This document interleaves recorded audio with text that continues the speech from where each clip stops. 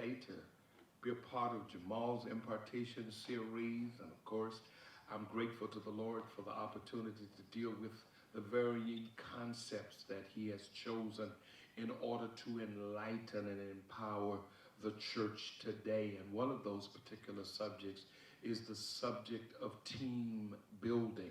I believe in teamwork, and I think that teamwork is what Jesus was all about. He chose a team, 12 men, in order to change and turn the world upside down. While we're going through some various difficult times in our lives and in history, it's important to understand survival is in team concept. I want you to know that today because I believe that in order for us to be unique, in order for us to do what we do and do it well, we cannot be an island unto ourselves. For no man is an island, and no man stands alone. There comes a point where all of us need assistance in being able to achieve the vision that the Lord has for us. In specific, let me talk about the schooling of fish, which is, I think, one of the most unique concepts that I have ever been able to understand. Scientists are baffled by fish. I used to think that all fish in a school of fish were of the same species. I have later found that schools of fish are made up of different species of fish in order to survive. The larger the school, the easier for the school to find resources. So there are different particular species in every school of fish. But that's unique because we don't all have to be the same in order to survive. We have got to be able to appreciate others' uniqueness. That's why everybody on the team doesn't play the same position. You cannot be in charge. That's the problem.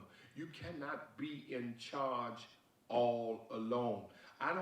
If I was a baseball player, I used to be a second base, but I couldn't play shortstop, and I couldn't play third base, and I was not a catcher, nor was I a pitcher or an outfielder. There comes a point when you have to be satisfied and comfortable with your position on the team. And what happened, if you've ever noticed a school of fish, how they synchronize their movement. They move and all of a sudden, and there doesn't appear to be a lead fish. But what scientists have found out, that a school of fish, in a school of fish, the leader of the school doesn't operate from the front, but he operates from the center, which means the entire school surrounds him in order to protect the leadership, and they therefore synchronize their movement. That's consistent with Jesus, because Jesus was a team player. If you notice, he was always in the midst of them. Jesus was never just out front. The reason that we are seeing failures in ministry is because of frontal leadership, because people are standing without covering. I know most of us look for leaders to cover us, but leaders should look for people to cover them. And if you're going to be a team, you have to cover your leader. Now, it's interesting because the concept of leadership is so awesomely given by Jesus. He was always in the midst of them.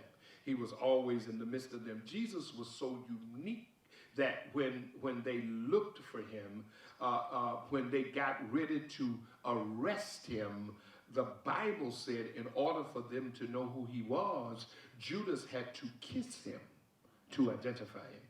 That's how he was never that visible that they knew who he was. Thousands were around him, but he kept himself in low profile, but he was powerful in his position and in his profundity. Now, let me just say this to you. If you notice, when you see any rendering of the Last Supper, what you will see is Jesus in the middle of the table, which is consistent with how teamwork happens. we're surrounded with each other.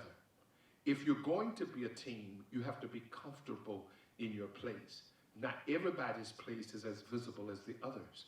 But if we could ever come to trust each other enough to create teamwork, there is nothing we can't fulfill. There is nothing that we can't achieve.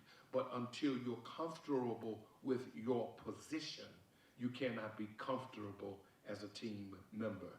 So I believe that teamwork is the only way to build vision and to conquer those things that would conquer us.